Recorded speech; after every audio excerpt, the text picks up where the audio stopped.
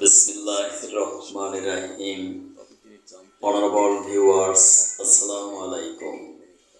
বিশ্বের যে প্রান্ত থেকে আমার আজকের সংবাদ শিরোনাম অনুষ্ঠানটি দেখছেন, ডিজিটাল বায়োকেমিক মেডিকেল সায়েন্স হসপিটালের পক্ষ থেকে ডক্টর দিলওয়ার্স লাইভ টিভি চ্যানেলের সকল দর্শক শ্রোতাদেরকে জানাচ্ছি আন্তরিক অভিনন্দন।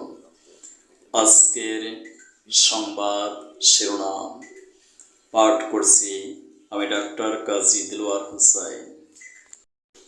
জুলাই সনদের ভিত্তিতে নির্বাচন চায় বাংলাদেশ জামাতে ইসলামী।